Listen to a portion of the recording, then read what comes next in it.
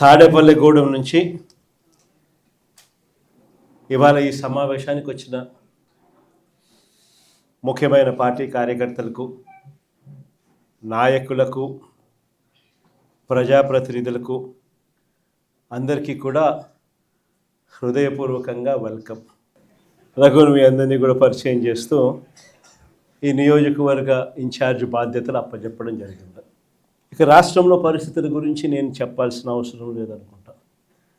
బహుశా ఈరోజు రాష్ట్రంలో పరిస్థితి ఏమిటి, చంద్రబాబు నాయుడు గారి పరిపాలన ఎలా ఉంది అన్నది నాకన్నా కూడా, మీలో ఎవరికి మైక్ ఇచ్చినా కూడా నాకన్నా చక్కగా చెప్తారు.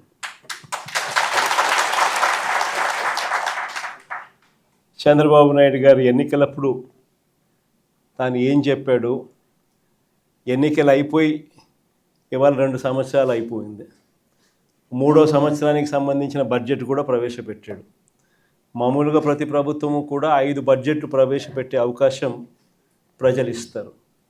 అలాంటిది చంద్రబాబు నాయుడు గారికి 3 బడ్జెట్లు ఇప్పటికే ప్రవేశపెట్టాడు. అంటే ఇక మిగిలి ఉన్నది కేవలం 2 బడ్జెట్లు. ఈ 3 బడ్జెట్లు తాను ప్రవేశపెట్టిన పరిస్థితుల మధ్య చంద్రబాబు నాయుడు గారి ఈ 2 సంవత్సరాల పరిపాలన కూడా ఒకసారి పూర్తి చేసిన పరిస్థితుల మధ్య, 3వ బడ్జెట్లో కూడా అదే రకమైన మోసాలు చేస్తూ ఉన్న పరిస్థితుల మధ్య ఒక్కసారి రాష్ట్రాన్ని గమనిస్తే, చంద్రబాబు నాయుడు గారి పరిపాలన గమనిస్తే ఈరోజు మనకు కనిపించేటివి ఏమిటి అని అంటే, సూపర్ 6లు అన్నాడు, సూపర్ 7లు అన్నాడు. ఎన్నికలకు ముందు ఇంటింటికి వెళ్ళి ప్రతి ఇంటికి బాండ్లు ఇచ్చినాడు. ఆ బాండ్ల మీద పవన్ కళ్యాణ్ గారి సంతకము, ఈయన సంతకము, ఇద్దరు సంతకాలు పెట్టిన బాండ్లు ఇచ్చినారు. త్రికరణ శుద్ధితో మేమిద్దరం కలిసి ప్రమాణం చేస్తూ ఉన్నాము, జూన్ 2024 నుంచి మీ ప్రతి ఇంటికి ఇవన్నీ వస్తాయి అని చెప్పి ఏకంగా బాండ్లు ఇచ్చినాడు. అలాంటి బాండ్లు ఇచ్చి సూపర్ 6లు, సూపర్ 7లు అని చెప్పి ఇవాళ అవన్నీ కూడా పూర్తిగా మోసాలుగానే మిగిలిపోయిన పరిస్థితుల మధ్య ఈరోజు మనం చంద్రబాబు నాయుడు గారి పరిపాలనలో మనం చూస్తూ ఉన్నాం. మేనిఫెస్టో అన్నది మన హయాంలో, మేనిఫెస్టో అన్నది ఒక భగవద్గీత కిందనో, ఒక బైబిల్ కిందనో, ఒక ఖురాన్ కిందనో భావిస్తూ 99% హామీలు నెరవేర్చినాము అని చెప్పి ప్రజల దగ్గరికి గర్వంగా తలెత్తుకొని చెప్పిన పరిస్థితి మన పార్టీ, మన హయాంలో జరిగితే, ఈరోజు మేనిఫెస్టో అన్నది చెత్తబుట్టలో పడేసిన పరిస్థితులు మళ్ళీ ఈరోజు చూస్తూ ఉన్నాం. కేవలం మారిందల్లా ఒక జగనే. జగన్ ఉన్నప్పుడు పరిస్థితి ఏమిటి, జగన్ లేకపోతే పరిస్థితి ఏమిటి అన్నది మాత్రమే తేడా. గమనించినట్లయితే ఈరోజు పరిస్థితి ఏమిటి అని అంటే, గతంలో చంద్రబాబు నాయుడు గారు చెప్పినట్టుగా జగన్ ఇచ్చేటివన్నింటినీ ఇస్తాను, జగన్ ఇచ్చేటివే కాకుండా అంతకు మించి సూపర్ 6లు, సూపర్ 7లు ఇస్తానని చెప్పిన పెద్ద మనిషి ఈరోజు పరిస్థితి ఏమిటి అని అంటే, బిర్యానీ పెట్టలేదు ఎలాగూ, ఉన్న పలావ్ కూడా పోయింది అని చెప్పి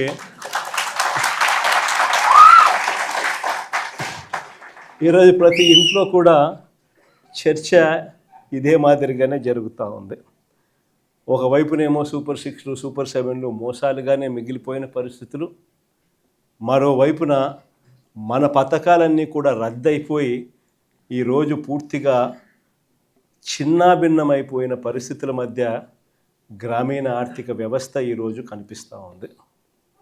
విద్య, వైద్యం, వ్యవసాయం, సుపరిపాలన, లా అండ్ ఆర్డర్, సంక్షేమం, అభివృద్ధి, ఇవన్నీ కూడా ఈరోజు తిరోగమనంలోనే కనిపిస్తూ ఉన్నాయి.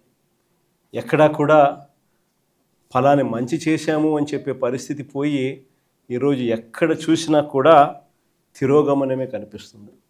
ఇంకో ఆశ్చర్యకరమైన విషయం ఏమిటో తెలుసా, మన 5 సంవత్సరాల కాలంలో మనం 3,31,000 కోట్లు మనం అప్పులు మనం చేస్తే, ఆ 3,31,000 కోట్లలో 2,73,000 కోట్లు నేరుగా మీ జగన్ బటన్లు నొక్కడం, నా అక్క చెల్లెమ్మల కుటుంబాల ఖాతాల్లోకి నేరుగా డబ్బులు వెళ్ళిపోవడం చూశాం. ఆ 2,73,000 కోట్లు ఎవరి అకౌంట్లలోకి పోయాయి, వారి ఆధార్ నెంబర్లు ఏమిటి అని కూడా మనం ఇవ్వగలుగుతాం. అంతగా మనం 3,31,000 కోట్లు అప్పు తెస్తే 2,73,000 కోట్లకు ఈ మాదిరిగా మనం జమా ఖర్చు కూడా ఇవ్వగలుగుతాం ఆధార్ నెంబర్లతో సహా. కానీ ఇదే చంద్రబాబు నాయుడు గారు ఈ 2 సంవత్సరాలు తిరక్క మునిపే మనం 5 ఏళ్లలో 3,31,000 కోట్లు అప్పు చేస్తే ఈయన 2 సంవత్సరాలు తిరక్క తలికే 3,52,000 కోట్లు తాను చేసిన గ్రాస్ అప్పులు, తాను చేసిన కమిటెడ్ అప్పులు ఏకంగా 3,52,000 కోట్లు దాటాయి. మరి ఈ 3,52,000 కోట్లు ఏమైనాయి? ప్రజలకు ఎందుకు బటన్లు లేవు? ప్రజల ఖాతాల్లోకి ఎందుకు రావడం లేదు? ఈ డబ్బంతా ఎక్కడికి పోతా ఉంది? ఎవరి జోబీల్లోకి ఈ డబ్బంతా పోతా ఉంది అన్నది ఈరోజు ప్రతి ఇంట్లో కూడా చర్చనీయాంశమే. ఆశ్చర్యం కలిగించే విషయాలు ఇవన్నీ. మన హయాంలో మనం ఎలా చేయగలిగాము? జగన్ హయాంలో జగన్ ఎలా చేయగలిగాడు? జగన్ వెళ్ళిన తర్వాత చంద్రబాబు నాయుడు ఎందుకు చేయలేకపోతా ఉన్నాడు అన్నది ఈరోజు ప్రతి ఇంట్లో కూడా చర్చ జరుగుతూ ఉంది. ఎందుకో తెలుసా? జగన్ చేయగలిగాడు, చంద్రబాబు నాయుడు ఎందుకు చేయలేకపోతా ఉన్నాడు? కారణం ఒకటే, రాష్ట్రానికి రావాల్సిన ఆదాయాలు జగన్ హయాంలో పుష్కలంగా రాష్ట్రానికి సంబంధించిన ఆదాయాలు రాష్ట్రానికి వచ్చేటివి. ఈరోజు చంద్రబాబు నాయుడు గారి హయాంలో ఎక్కడ చూసినా కానీ దోచుకో, పంచుకో, తినుకో.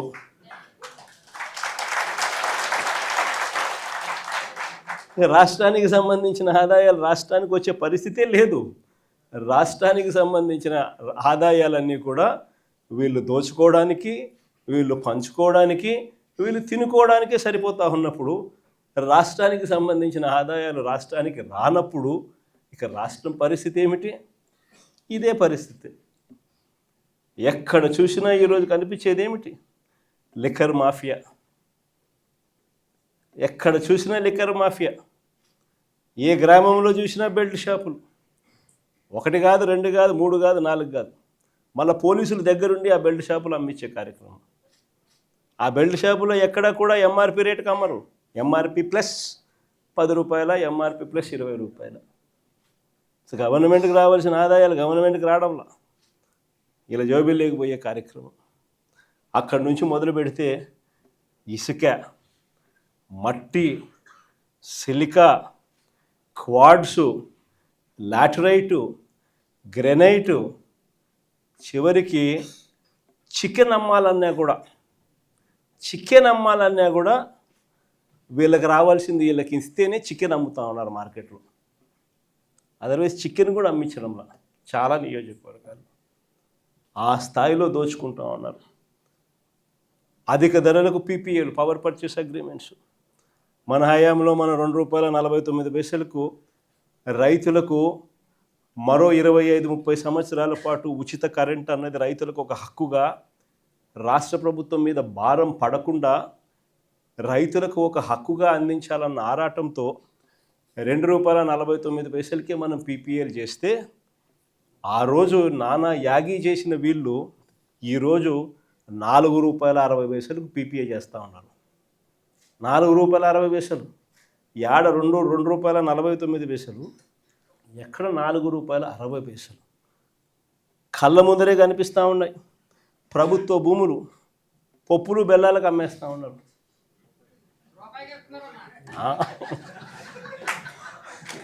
కొన్ని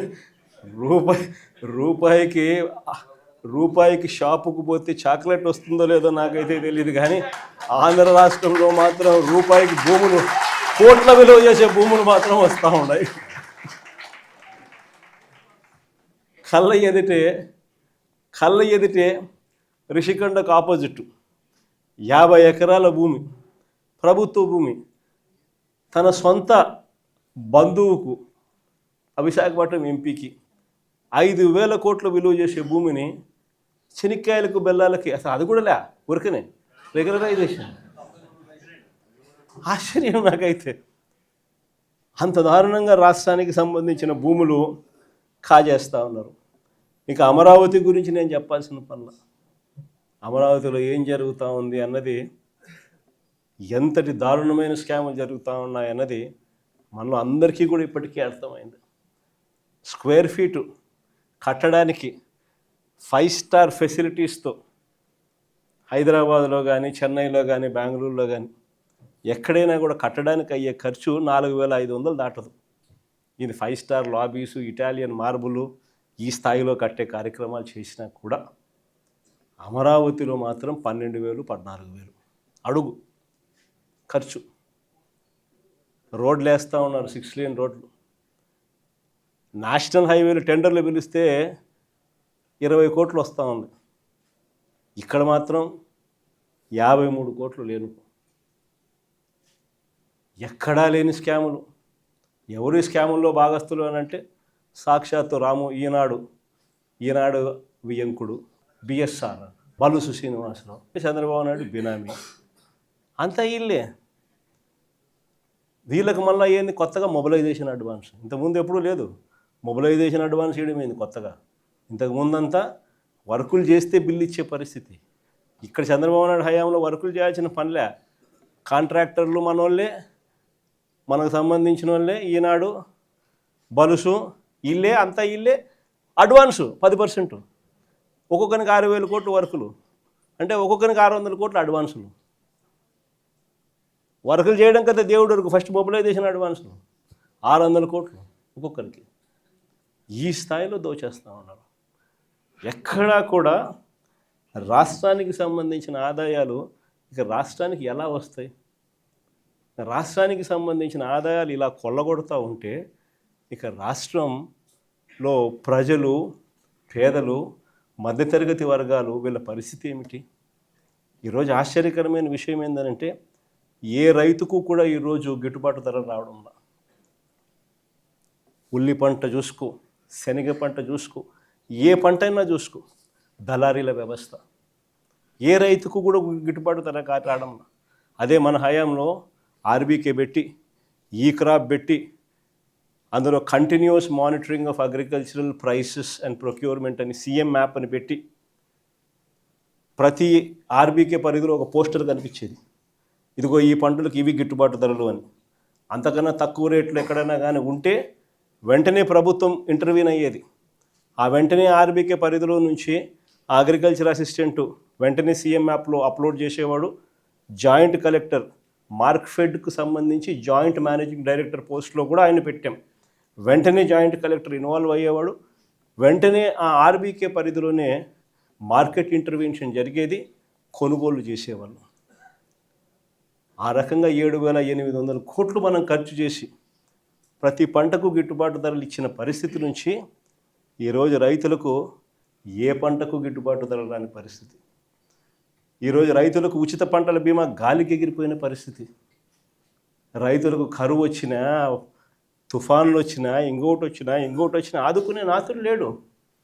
వాళ్ళ కర్మ అంతే అన్న పరిస్థితి, వదిలేసిన పరిస్థితి. మన హయాంలో ఇన్పుట్ సబ్సిడీలు సీజన్ ముగిసేలోగానే ఇన్పుట్ సబ్సిడీలు ఇచ్చి మరుసటి సీజన్కి రైతును సన్నద్ధం చేసేవాళ్ళం.